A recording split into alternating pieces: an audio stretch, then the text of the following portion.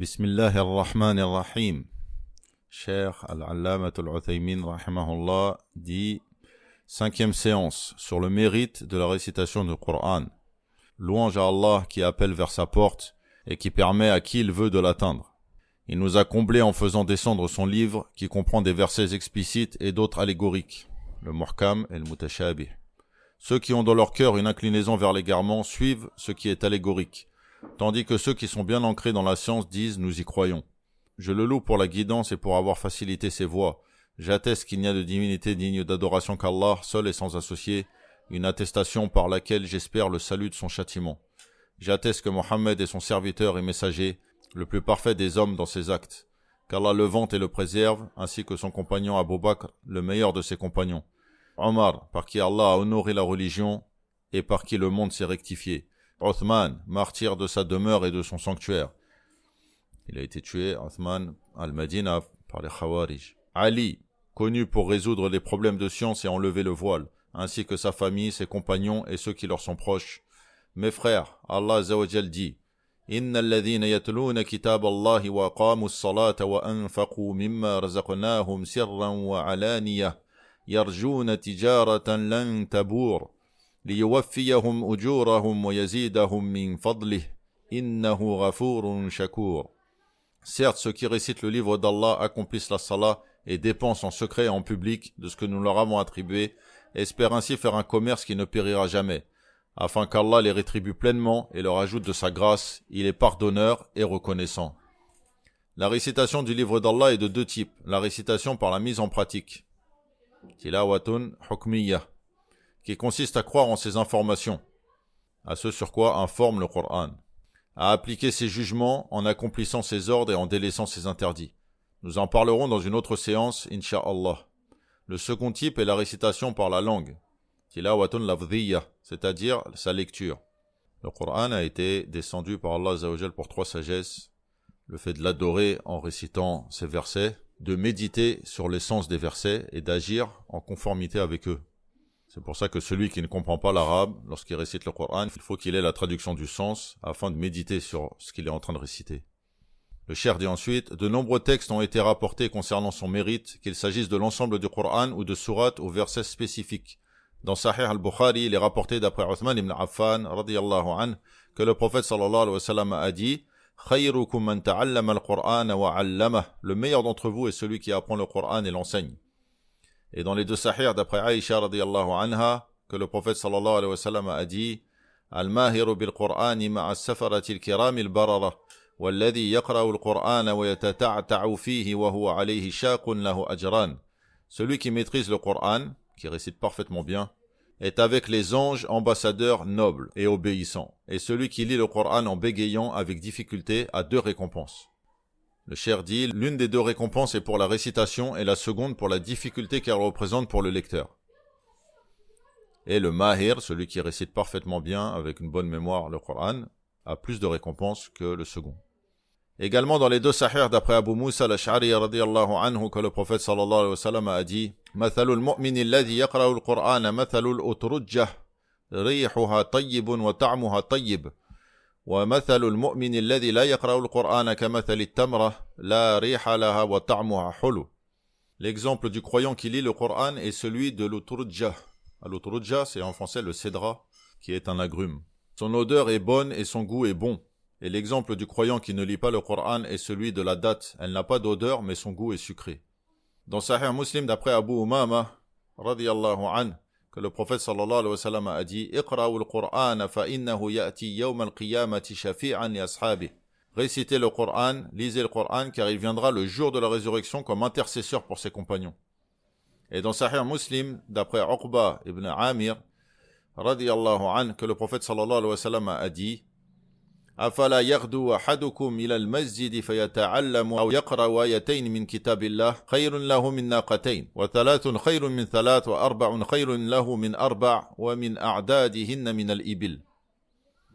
Pourquoi l'un de vous ne se rend-il pas au masjid pour apprendre ou réciter deux versets du livre d'Allah, qui vaut mieux pour lui que deux chamelles? Les trois versets valent mieux que trois chamelles, 4 versets valent mieux que 4, et ainsi de suite en nombre de chamelles.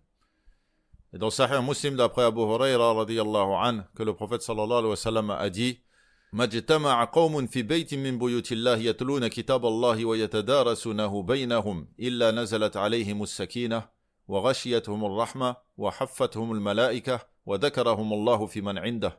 Aucun groupe ne s'est réuni dans l'une des maisons d'Allah, les masjids, pour réciter le livre d'Allah et l'étudier entre eux, sans que la sérénité ne descende sur eux, que la miséricorde ne les couvre, et que les anges ne les entourent, et qu'Allah ne les mentionne auprès de ceux qui sont auprès de lui, c'est-à-dire les anges. Il a dit aussi, alayhi salatu wassalam, تعاهدوا القرآن فوالذي نفسي بيده لهو أشد تفلتا من الإبل في عقولها. Prenez soin du Coran, c'est-à-dire en le récitant souvent. Car par celui qui détient mon âme dans la main, il est plus prompt à s'échapper que les chameaux de leur entrave. Rapporté par Al-Bukhari et Muslim. Il a dit, sallallahu alayhi wa sallam, La yaqul ahadukum nasitu ayata kayta wa kayta bal huwa nussi. Que nul d'entre vous ne dise, j'ai oublié tel ou tel verset, mais plutôt qu'ils disent, on m'a fait oublier. Rapporté par Muslim. Cela parce que dire j'ai oublié peut suggérer un manque de considération pour ce qu'il avait mémorisé du Coran jusqu'à l'oublier.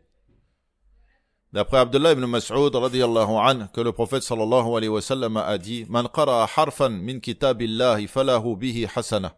Al-hasanatu bi'ashri amthaliha. La aqulu alif lam mim harf, walakin alifun harf, wa lamun harf, wa mimun harf. Quiconque lit une lettre du livre d'Allah, ou un mot du livre d'Allah, a pour cela une bonne action. Et la bonne action est multipliée par 10. Je ne dis pas que alif lam mim est une lettre, mais alif est une lettre, lam est une lettre et mim est une lettre. Rapporté par At-Tirmidhi, qui a dit hadith bon et authentique et gharib, étrange selon cette voie. Cheikh Al-Uthaymin dit ensuite, certains contemporains l'ont authentifié comme étant la parole d'Abdullah ibn Mas'ud. Ad-Daraqutni, qui est mort en 385, a affirmé que le hadith était mawquf, qu'il était la parole d'Ibn Mas'ud et pas la parole du prophète sallallahu alayhi wa sallam. C'est un énorme imam, Ad-Daraqutni, qu'Ad-Dahabi a dit de lui. Il a dicté le livre Al-Ilal, qui parle des défauts du hadith, de mémoire. Et s'il en est ainsi, il est le plus grand mémorisateur que la terre ait porté. Le cheikh dit ensuite, d'après lui également, d'après Ibn Mas'ud, il a dit: Inna hadha al-Qur'ana ma'dubatullah, faqbalu ma'dubatallahi mastata'tum. Inna hadha al-Qur'ana hablullahi al-matin, wa nurul mubin, wa shifa'un nafi'. عصمة لمن تمسك به ونجاة لمن اتبعه لا يزيغ فيستعتب ولا يعوج فيقوم ولا تنقضي عجائبه ولا يخلق كثرة الترداد اتلوه فإن الله يأجركم على تلاوته بكل حرف 10 حسنات أما إني لا أقول ألف لام ميم حرف ولكن ألف حرف ولام حرف وميم حرف. Ce Coran est le banquet d'Allah. Ma'dubatullah. Ma'douba, c'est la nourriture qui est préparée avant d'inviter des gens à la manger. Acceptez donc le banquet d'Allah autant que vous pouvez. Ce Coran est le lien solide d'Allah, la lumière évidente, la guérison bénéfique, une protection pour quiconque s'y attache, un salut pour quiconque le suit. Il ne dévie pas pour avoir besoin d'être blâmé. Il ne courbe pas pour avoir besoin d'être redressé. Ses merveilles ne s'épuisent jamais et il ne s'use pas à force d'être répété. Récitez-le car Allah vous récompense pour sa récitation par 10 bonnes actions pour chaque lettre. Je ne dis pas que Alif Lam Mim est une lettre, mais Alif est une lettre, Alam est une lettre et Mim est une lettre. Rapporté par Al-Hakim. Et Cheikh Al-Albani l'a affaibli. Mais il y a les preuves générales que chaque bonne action est multipliée par 10 jusqu'à 700 et plus encore. Le Cheikh dit ensuite: Mes frères, voici les mérites de la récitation du Coran et voilà sa récompense pour celui qui en espère le salaire et l'agrément auprès d'Allah. Ce sont de grandes récompenses pour des actes simples. Celui qui les néglige est spolié, et celui à qui ce profit échappe alors qu'il est impossible de le rattraper est un perdant. Ces mérites englobent tout le Coran, mais la Sunna a mentionné des mérites pour certaines sourates spécifiques. Parmi ces sourates, la sourate Al-Fatiha. Dans Sahih al-Bukhari, d'après Abu Sa'id ibn al-Mu'alla, radiyallahu anhu, que le prophète sallallahu alayhi wa sallam a dit: لَوَعَلِّمَنَّكَ أَعْظَمَ سُورَةٍ فِي الْقُرْآنِ الحمد لله رب العالمين هي السبع المثاني والقرآن العظيم الذي أوتيته. Je vais t'enseigner la plus grande sourate du Coran, Alhamdulillah Rabbil Alamin, la Fatiha. Elle est les 7 répétés et le Coran immense qui m'a été donné. Référence à la parole d'Allah Azza wa Jal, وَلَقَدْ آتَيْنَاكَ سَبْعًا مِنَ الْمَثَانِي وَالْقُرْآنَ الْعَظِيمِ. Et nous t'avons certes donné les 7 qu'on répète et le Coran immense. Donc c'est la Fatiha. Le cheikh dit ensuite: et à cause de son mérite, sa lecture est un pilier de la prière. La prière n'est pas valide sans elle. Le prophète sallallahu alayhi wa sallam a dit: La salata liman lam yaqra bi fatihatil kitab. Pas de prière pour celui qui ne récite pas la Fatiha. Rapporté par Al-Bukhari et Muslim. Et d'après Abu Huraira radiyallahu anhu, que le messager d'Allah sallallahu alayhi wa sallam a dit Man salla salatan lam yaqra fiha bi fatihatil kitab fahiya khidaj. 3 fois. Celui qui prie une salat sans y réciter la Fatiha, elle est diminuée. Et il répéta 3 fois. On dit à Abu Huraira, nous sommes derrière l'imam. Il répondit, récite-la intérieurement. Rapporté par Muslim. Iqra biha fi nafsik. Le ma'moum derrière l'imam, dans la salat à voix haute, récite la Fatiha après lui, et il doit faire bouger sa langue et sa bouche. Car c'est ça qui est une récitation. C'est pas comme on dit en français, réciter dans sa tête. Et ce n'est pas une condition qu'il se fasse entendre, qu'il entende sa propre récitation, mais il bouge la langue et la bouche avec ce qu'il récite. Et surtout, il ne gêne pas les gens qui sont à côté. Rapporté par Muslim. Il dit ensuite, parmi les sourates spécifiques, Al-Baqarah et Ali Imran. Le prophète sallallahu alayhi wa sallam a dit, Iqra'u az-Zahrawayn al-Baqarata wa ala Imran, fa innahuma ya'tiyani yawm al-qiyamati ka'annahuma ghamamatan, aw ghayayatan, aw ka'annahuma firqani min tayrin sawaf, tuhajjani an ashabihima. Iqra'u surat al-Baqarati fa inna akhdaha barakah, wa tarkaha hasrah, la yastati'uha al-batala. Lisez les 2 resplendissantes, Al-Baqarah et Al-Imran, car elles viendront le jour de la résurrection comme 2 nuages, ou 2 ombres, ou 2 nuées d'oiseaux en rang, plaidant pour leurs compagnons, intercédant pour ceux qui les récitaient. Lisez la sourate Al-Baqarah, car son acquisition est une bénédiction, son délaissement est un regret, et les sorciers ne peuvent l'affronter. Rapporté par Muslim.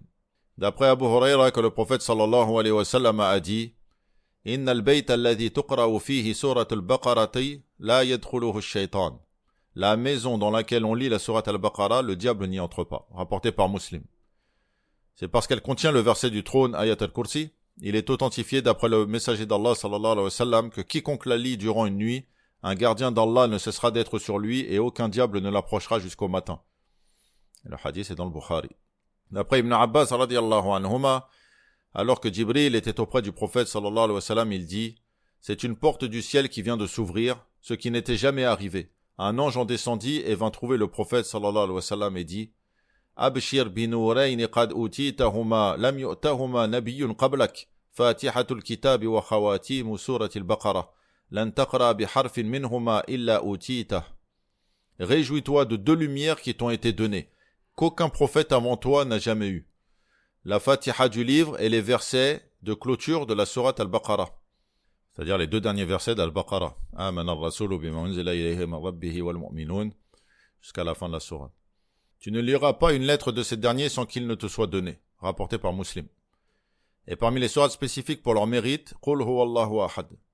Dans Sahih al-Bukhari, d'après Abu Sa'id al-Khudri, radiyallahu anhu, que le prophète sallallahu alayhi wa sallam a dit à son sujet, Walladhi nafsi biyadi innaha ta'dilu thuluth al-Qur'an. Par celui qui détient mon âme, elle équivaut au tiers du Qur'an. Et le fait qu'elle soit équivalente en mérite ne signifie pas qu'elle suffise à remplacer le Qur'an. C'est pourquoi si quelqu'un la lisait 3 fois dans la salat, cela ne lui dispenserait pas de la Fatiha. Parmi les sourates spécifiques pour leur mérite, les 2 sourates de protection. Qul a'udhu bi rabbin nas et Qul a'udhu bi rabbil falaq. D'après Uqba ibn Amir radiyallahu anhu, que le prophète sallallahu alayhi wa sallam a dit Alam tara ayatin unzilat al-laylata lam yura mithluhun Qul a'udhu bi rabbil falaq wa qul a'udhu bi rabbin nas. N'as-tu pas vu des versets descendus cette nuit dont on n'a jamais vu de semblable? Dis je cherche protection auprès du Seigneur de l'aube et dis je cherche protection auprès du Seigneur des hommes. Rapporté par Muslim. Et dans une version chez An-Nasa'i, le prophète sallallahu alayhi wa sallam ordonna à Uqba de les réciter, puis dit Ma sa'ala sa'ilun bimithlihima wa la sta'adha musta'idun bimithlihima. Aucun demandeur n'a demandé par leurs semblables et aucun chercheur de refuge n'a cherché refuge par leurs semblables. Et la version d'Al-Nasa'i est authentifiée par Cheikh Al-Albani. Efforcez-vous, mes frères, de réciter abondamment le Coran béni, surtout en ce mois durant lequel il a été révélé, car la récitation y a un mérite particulier. Jibril faisait réviser le Coran au prophète sallallahu alayhi wa sallam chaque année durant Ramadan. L'année de sa mort, il l'a révisé 2 fois, par confirmation et assurance. Les salafs, radiyallahu anhum, récitaient abondamment le Coran pendant Ramadan, dans la prière et en dehors. Az-Zuhri, rahimahullah, quand Ramadan arrivait, disait « Ce n'est que récitation du Coran et don de nourriture ». C'est-à-dire, pendant Ramadan, je vais faire que réciter le Coran et offrir de la nourriture. L'imam Malik, rahimahullah, quand Ramadan arrivait, délaissait la lecture des hadiths et les assemblées de sciences pour se consacrer à la lecture du Coran dans le Mus'haf. Qatada, rahimahullah, finissait le Coran tous les 7 jours en permanence, toute l'année. Tous les 3 jours pendant Ramadan et chaque nuit durant les 10 derniers jours. Ibrahim al-Nakha'i, rahimahullah, finissait le Coran pendant Ramadan tous les 3 jours et toutes les 2 nuits durant les 10 derniers jours. Al-Aswad, qui fait partie des élèves d'Ibn Mas'ud, récitait tout le Coran en 2 nuits pendant tout le mois. Suivez donc, qu'Allah vous fasse miséricorde, l'exemple de ces vertueux. Marchez sur leurs traces afin de rejoindre les pieux purifiés et profitez des heures de la nuit et du jour par ce qui vous rapproche du Tout-Puissant, le pardonneur, car les vies s'éteignent rapidement et les temps passent en un instant, comme une heure d'une journée. Ô Allah, accorde-nous de réciter ton livre de la manière qui te satisfait de nous, guide-nous par lui sur les voies de la préservation, fais-nous sortir par lui des ténèbres vers la lumière, et fais qu'il soit un argument pour nous et non contre nous. Ô Seigneur des mondes, ô Allah, élève nos degrés par lui, sauve-nous par lui des abysses, efface nos péchés par lui et pardonne-nous, ainsi qu'à nos parents, à tous les musulmans, par ta miséricorde, ô le plus miséricordieux des miséricordieux, et qu'Allah vante et préserve notre prophète Mohammed, sa famille et tous ses compagnons. Walhamdulillah.